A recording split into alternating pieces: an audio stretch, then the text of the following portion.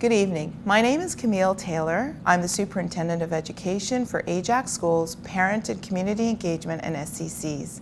I'd like to take the opportunity to welcome you this evening to Igniting Opportunities. The focus of this evening is on our young adults. As parents, we're so committed to helping our kids to learn and try new things. We seek out opportunities and sign them up. We carpool, we take them on the bus to their activities, and we learn from the school, the rec center, the library, and friends about the things we can do to enrich their learning in school and outside of school. And then our kids turn 12 or 13 and our ideas don't resonate anymore. They have their own ideas, and sometimes these ideas don't reflect the things that we understand or experienced in our youth. In addition to that, we now start to feel a sense of urgency about setting a good foundation for high school and for life after high school. A course selection sheet comes home and suddenly there's a conversation about this course or that one, prerequisites and electives. As parents, we might worry about leaving such important choices to our teenage children. However, in the eyes of these young adults, there's a feeling of some independence. Finally, I get to choose. I want to take that computer programming course. And you didn't even know that your kid was into computers. You thought she was an arts kid. So the challenge for all of us, kids, parents, families together, is not only finding out about what you need to do, but also what possibilities exist and how to access them. We believe that when parents and teens can figure out how to explore their goals and dreams together, young people may get some insight into possibilities that they didn't even entertain, and parents can learn more about what matters to their teens and the possibilities that these kids see for themselves. Tonight, our keynote speakers will share their stories about how they found their path, what they learned along the way, and how they managed setbacks or how they made decisions when they encountered a fork in the road. We will also give you a chance to visit 2 workshops where you will hear from expert teachers about programs, courses, and resources that will inform next steps. You may also hear from students who have actually been part of unique learning opportunities that have positively impacted their lives. They will share opportunities beyond school that will help you to see the possibilities that students have for building their own future pathway. We all recognize that the teen years can be exciting and promising on one hand and confusing and difficult on the other. This is a time when personal and school choices are made that influence future opportunities. We hope that this evening's sessions will give families information and possibilities to talk about together. We hope to inspire optimism and to help you to connect with people who you can draw on for advice and further information. My last comments are for the young adults who have joined us this evening. This evening is about you and for you. Please know that you are welcome to ask questions now or to send them along to us later. We hope that you will hear the message that you have so many possibilities awaiting you. We encourage you to take your steps forward with confidence and hope, and with the belief in your ability to ignite the opportunities that lie ahead. Thank you, and have a wonderful evening. I'm going to speak a little bit, not as someone that has arrived, but as someone that is still on my journey, and I'm learning every single day. And I just want to encourage all of the parents and all of the students that are out there in the audience tonight, encourage you on your journey to discovering what it is you want to do, and for parents, discovering how it is that you can support your teenage learner. And sometimes it seems very daunting and a difficult task, but it is so rewarding. So I'm going to tell you a little bit about myself, and then I'll jump right into it. So, of course, I was born and raised in Scarborough and Pickering, and I was the last child of a very tight-knit Jamaican immigrant family. We did everything together, and they loved me and I loved them. But you know, there's always that one in the family, you know what I mean? That one in the family that's just a little bit different than everybody else. I was that one in the family that's a little bit different. And so while the whole family is a little bit more reserved and maybe laid back, I was the one that was always trying to find something new and interesting and exciting to get into. And so I was kind of, my parents affectionately, that sort of that wild child. Although I wasn't wild at all, but comparatively, that wild child. But they always nurtured and supported everything that I wanted to do. And so today, I'm going to use a couple of lessons, and they are some of the first lessons that we teach kids as soon as they come out of the womb. And those are the lessons that I'm going to illustrate tonight. So, whenever you're walking somewhere and you see a little baby in a stroller, and maybe the baby can't even talk yet, but what is the first thing that you do? You see a cute little baby in a stroller, and you go over and you say hi, hi, and then the parent is like, hi, because the baby can't say hi to you, but you always say hi. It's the very first thing you do. Hi, it's the first lesson, and for many kids, after mama or dada or daddy, the first thing that they learn how to say is hi. It's an introduction. It's the first lesson that we learn. Hi. It's a greeting. It's, oh, I'm aware that you are there. Hi. One of the first lessons that you can teach or that you can share with your children is this notion of greeting what is out there. Be open. Hi. What's there? If you close yourself off to things, you will never know what's out there. So sometimes that first lesson is, hi. What's there? Go explore. Be open to opportunities that come to you. Hi. I know when I decided to do track and field, it was after a long time. I actually went to an alternative learning elementary school, and I remember it was very, very different. We didn't have chairs, we did have chairs, but we didn't have desks and tables, desks and chairs. We had sort of round tables. Most of the time we sat on the floor. It was very sort of free and easy, and the classrooms didn't have doors. And I remember when we moved and I came to Pickering and I was sitting in a desk and I felt like I was in school, like I had seen on TV finally. And at the school that I was going to before, we didn't have sports at all. So I had never done sports. And suddenly I'm at this school and there's sports to do and I'm so excited. But I was also really, really scared. And I thought, well, what if I'm bad? And then I tried it. Hi, there's an opportunity. And even though I knew all my life long I had always loved to run from a young age, I didn't know what it meant to compete. But as soon as I got a taste of it, I loved it. Oh yeah, this is awesome. Hi, I love this. What's your name? Who are you? A lot of times we get so focused in on discovering or asking the question, what you want to do. But sometimes the more important question is, who do you want to be? It's a long, long process of discovery, and actually it never ends. From the time that you start asking that question, you probably will ask that question all your life long. But who do you want to be? A lot of times when you answer that question, that can help you discover what it is you want to do. Who am I? One of the biggest life lessons I learned at an older age. I remember our Canadian Olympic Committee had decided to do a conference for the first time ever. And so they gathered all of the athletes from summer and winter sports that were at a certain level of international competition and gathered us all together in Vancouver for a summit.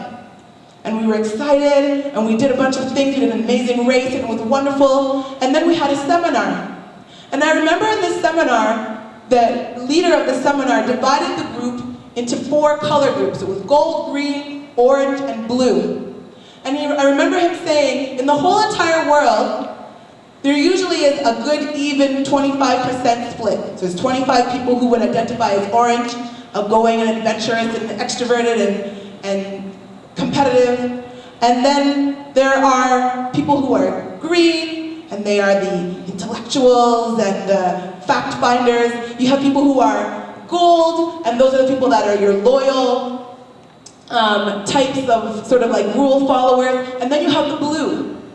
And he said, it's funny, in athlete circles, almost everybody is orange. And so we took this little test, and we divided ourselves up, and it was a room of about 500 athletes. And these were your world champions, Olympic champions, national champions, multiple-time national champions. And we're all sitting in this room together, and we look around the room and we've got the room labeled, and 3/4 of that room is orange. Part of the room is gold, part of the room is green, and I'm sitting at a table of 3 other people, and we are the only blues. Yeah, and blue was sort of this creative and sort of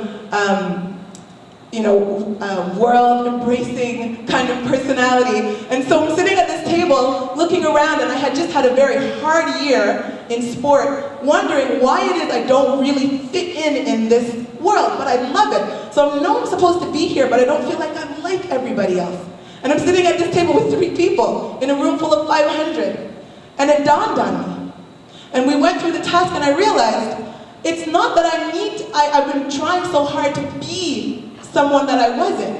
I'm perfectly suited for what I'm doing. I just need to do it the way I do it.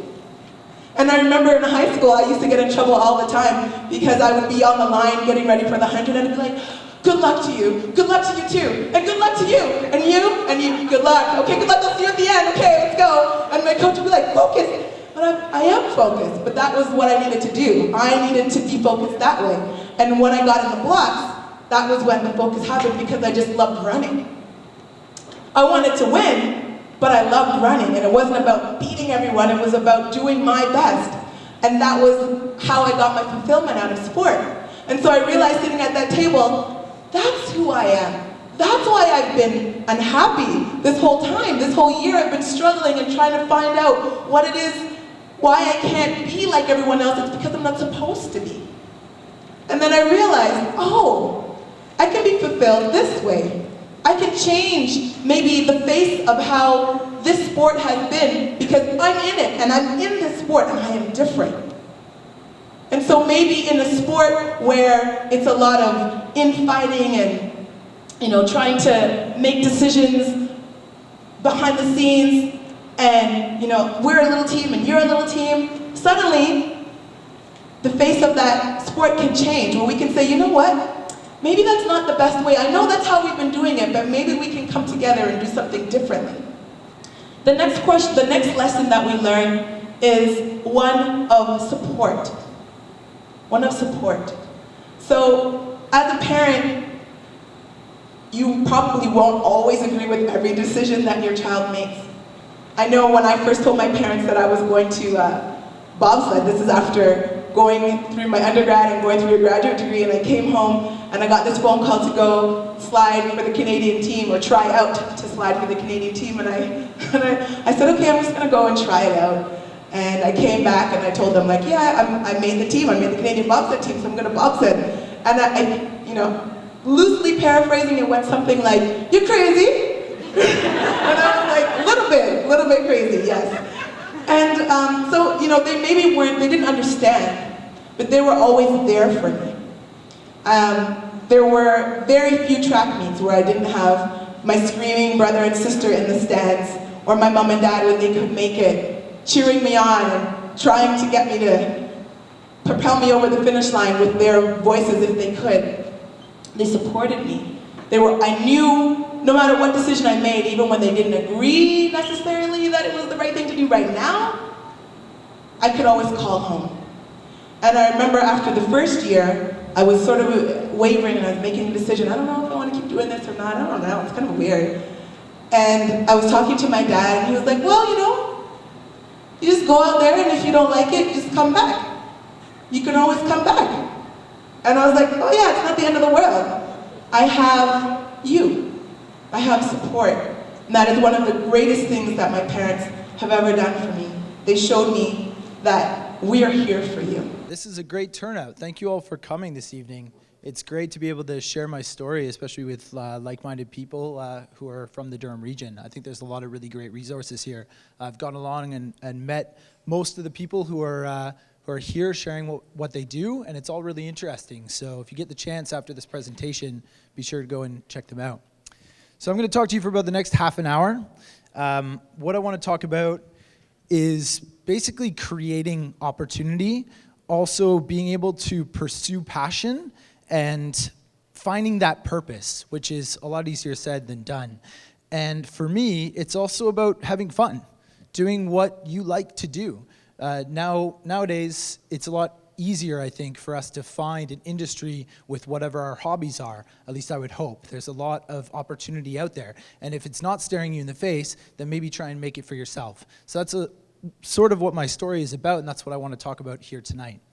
So for me, Golden, British Columbia and the Rockies presented the opportunity that I wanted when I was going to high school in Oshawa, and that was the outdoors. It was the big backyard. You know, what can we see in the mountains? What can we experience here in Canada?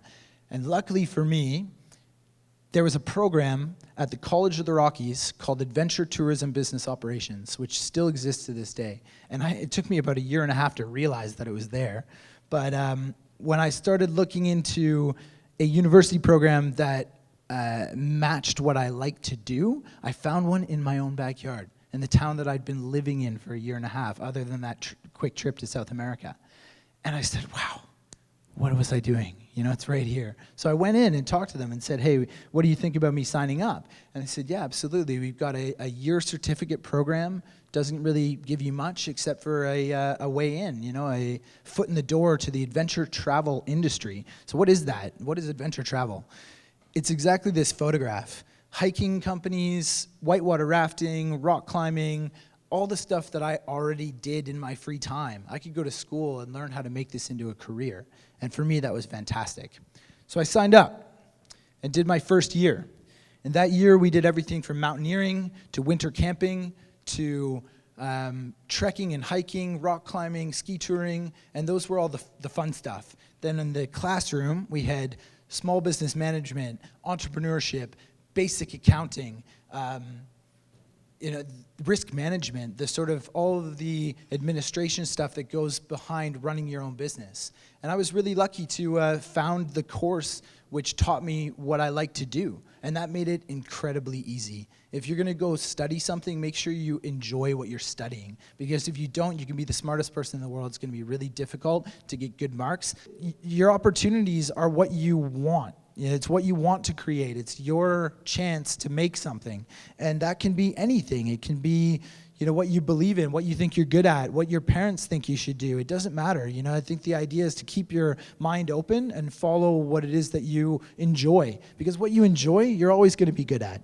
Taking the ideas of your parents and your friends and guidance counselors, even if it seems difficult, they're there to help, I would hope. They're not going to, you know, throw you down the wrong path. And yeah, work with those people. Work with the people around you. I'm going to leave you guys with one quote. It was said to me by one of my teachers who unfortunately passed away from skin cancer last year. But he told me that the world is in constant motion, so don't get caught standing still. And that's what I'm going to leave you with. Here, you'll be able to describe various pathways that students can choose as they journey through elementary and secondary school. Know what resources are available to you and how to access them. And use the 4-step inquiry process to help facilitate discussions with your child. So the best way to predict your future is to create it. And so often I think we feel really uncertain about where we're going, what sort of power we have. So the whole idea when you are helping to guide your student through elementary and secondary school is that they really do have a lot of power in the decisions that they're going to make. So it's really important to set goals with your child. Start talking to them now about short-term and long-term goals. Keep options open, yet be realistic. And promote the school as a community. If you want your child to value school, then we need you to value school as well. Know the subjects your child is taking, whether or not that's in elementary school or once they get to secondary school. Get to know the teachers that your child has. Work and communicate with the office, teaching, guidance, and support staff. Sometimes it's a little bit intimidating to know who do I talk to and who should I get in touch with. You can always contact a guidance office at a secondary school and we will put you in touch with the proper people. Attend parent and guardian teacher interviews. They happen twice a year at the secondary level. Get involved with the SDC, which is the School Community Council. Attend information nights such as this one tonight. and attend and support extracurricular activities. It's really important to start encouraging different pathways, looking at different careers, looking at volunteering, looking at different experiential learning as well. Review your child's individual pathway plan. You are going to learn a little bit more about what that is, if you don't know that already, at the next workshop through Career Cruising. Tap into available resources, recognize your child's gifts and his or her needs, and encourage dialogue. So we find that sometimes students really don't know what they want to do, but they're pretty likely to tell you what they don't want. And your child, not you, is going to live his or her future. Be supportive by guiding and encouraging. Destinations, when I refer to that term, we're talking about kind of what comes next after high school. So students may be thinking about that at various points. There may be some elementary school students that start thinking about careers they might want to explore. And certainly high school students, we're encouraging them through the grade 10 careers course to start taking a look at that. And also our students in grade 11 and 12 should have an idea of where they're heading when they're done their high school courses. So research is showing us that nowadays people will have a number of different jobs or careers in their lifetime. Gone are the years where you graduate university, get a job with company X, stay there for 40 years, retire, and live the rest of your happy life in retirement. The job market is quite different than that now, and we're trying to prepare our students for that reality. So careers and jobs will change and evolve over time. What employers are looking for is people, employees that can change with the times quickly, that can pick up new skills quickly, that are current with technology, are comfortable in a fast-paced work environment. And we're looking to equip our students with those skills as well, so that when they get to the workforce, they can give their employer that type of support. Hello, my name is Sheldon. I'm in grade 12 and I'm doing the Hospitality and Tourism dual credit course.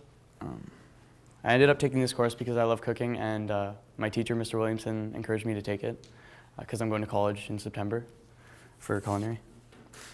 I like this course because it covers lots of different styles of cooking, and it covers lots of different areas of how to cook meals and how to prepare food. This course has helped me get many certifications, including my food handler certificate, my Smart Serve certification, and my service excellence. So it makes you more eligible to work in restaurants and serve food to people. Just wanted you to leave with the idea that education and choices are very fluid and very flexible, and it's important to recognize that flexibility. And a student may come into grade 9 with one particular area that they want to pursue, and then by the time they get to grade 10 and 11, that's completely changed, and that's okay. We tell students in grade 9 they don't have to have their entire life mapped out. Just what do you want to do next year? What would you like to pursue? And we really try to explore that with them as they move through high school. High school, as well as elementary school, is really focused on that path of just ensuring that children have all sorts of opportunities. And hopefully by seeing what you've seen tonight, education has changed. There's lots of really neat opportunities and learning experiences for students. Okay, folks, we're at the end of a long, long day, but I thank you for hanging in there with us. As I said earlier, my name is Bryan, and I'm really actually excited about this particular workshop. I don't work as a guidance counselor, but I too have a child who is now what we call living the dream. She is off at university in New York City because she's a dancer, and it's costing me a fortune, but this was her dream, and she had a path to get there. The passion was there, but the path came next, and I was very thankful as a parent that I knew what to do to help her get to where she wanted to. We're going to look at these three particular areas: volunteering, leadership and experiential opportunities, and then a planning tool that you have in your bag. We used such a planning tool, and that's why I think it's really good to talk about it really quickly. Why volunteer? Well, tonight you saw I had several students who did a bang-up job of volunteering. Fantastic. I mean, it's great when I can just go to a young person. Do you got the time? Can you be here? And then what's the next question? what's in it for me, right? Sometimes that's the next question. Well, the biggest thing for a lot of kids is they have to complete that 40 hours community service that you're going to hear about if your child is not in high school. I'm going to tell you something. Because so many kids were having trouble with this as a graduation requirement, the government said, you know what, they can start it at the end of grade 8. Get it done. If your child is just coming into high school, we had those 40 hours, bam, she walked in, here you go, worked as an assistant in a dance studio. There they were. Do not wait on it, because the longer you wait, believe it or not, they're in grade 12 and they don't have any hours. And then guess what? 40 is huge, because they go, oh, I can get 2 for working here, and I can get 2 for working here, but that's about it. So you want to make sure you get that 40 hours out of the way. That's probably one of the number one reasons when I talk to kids about volunteering. Let's get that done. This part, kids apply for jobs, what's your experience? But to be able to put on a resume, well, I organize this, I sit on this committee in school and this club in school. Employers are willing to give you a chance. They're willing to give you a chance when you're 16 because they've seen that you actually are a kid who cares. You've given back to your community and volunteering in some capacity. Really important. Key here too, gives you an opportunity to explore your interests. And Still We Rise Ambassador Program, and that's a program where we got approximately like 10 to 15 kids from around Durham District School Board to organize a conference. In this conference, we talked about many things. We talked about like Black empowerment. We talked about shadism. We had 10 to 15 students just do a whole conference by themselves. So at first, that was kind of like a daunting subject. It was like, what? Just us making a conference? But at the end, it really seemed possible, and I'm really glad we did it. And it was really cool because we'd meet up like once a week or once every 2 weeks, and it was just basically 10 to 15 kids who kind of had like the same mindset as you, and you guys would just all and like just sit down and talk about different issues in your school, how to make your school a better place, and things like that. And it was a really good experience. And yeah, so what else is there? What is there to talk about, Ms. B? What you really missed is, what's the organization that gave you this opportunity? Durham Black Educators Network. Yeah, it's a group of teachers, educators within Durham. I would say, I'm going to stand close to you because of the mic. I would say that 90% of the people involved with Durham Black Educators are Black. And it was an opportunity to let kids who may not necessarily step forward for things such as the student council, et cetera, because it just wasn't a part of their makeup. It was an opportunity to give them an experience to be a leader in a capacity of running this conference for 250 kids across the system at the high school level for a day conference. So Isaiah has worked in what they call the ambassador program. They go through various training of how to be a presenter, a lot of different things, and then they actually run a workshop. They receive a certificate at the end, and then often many of those kids qualify for the, there's an awards presentation that's a scholarship presentation that the Durham Black Educators has come up with now, and often the winners for those scholarships have been in the ambassador program. And they now have started the program for younger kids. There's a junior version of it as well. So Okay. I did it for 2 years, and it was really, really cool. I didn't even know about that scholarship thing. I'm gonna have to look into that. See, that's what Yeah. I like to hear. You But- gotta look into it. So for my first year of Still We Rise, I was a presenter. So just like here, I had my own workshop and I talked about my own little subject. And then my second year, I was creative director. I didn't get that title. I gave myself that title because I took pictures and such and stuff like that. So there's honestly so much you can do in school and outside of school that you really don't know about. It's just a matter of looking.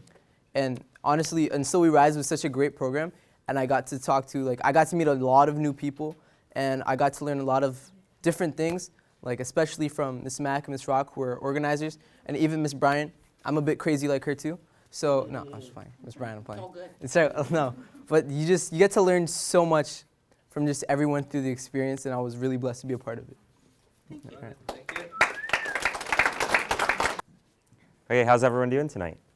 Good. Nice to see so many people out. So we're from the 226 Whitby Royal Canadian Sea Cadet Corps. My name's Chief Petty Officer 2nd Class Hunter Edwards. I'm Petty Officer 2nd Class Caitlin Burke. So tonight we're basically going to give you guys a bit of an overview of what our program has to offer. So basically the cadet program is run all across Canada. There's Air, Army, and Sea Cadet units in pretty much every province and territory. In our Corps, we're Sea Cadets, so we focus on naval type activities, so sailing, seamanship, that kind of thing. The standard things with cadets would be physical fitness, drill, marksmanship, biathlon, band, that kind of thing. So basically the cadet program has a lot to offer. Our Corps, we pretty much have something almost every night of the week, whether it be band, marksmanship, biathlon, our normal parade nights. Some weeks we do fitness nights. So yeah, we basically do anything for different people because different people enjoy different things. So even if you don't necessarily like shooting an air rifle, you might like doing sports or band. So definitely something for all different types of kids. I've been a cadet for 3 years now. I joined when I was in grade 8. And when I first joined, I was really like introverted. I didn't really know a lot of people. I didn't talk to many people. And cadets really brought it, like it brings out a more self-confident person. I've met people now all over Ontario. I know people in Quebec, Ottawa, Manitoulin Island, Windsor, so almost all over the province. And being with the cadets, you get to make a lot of new friends and get a lot of volunteer opportunities while doing so.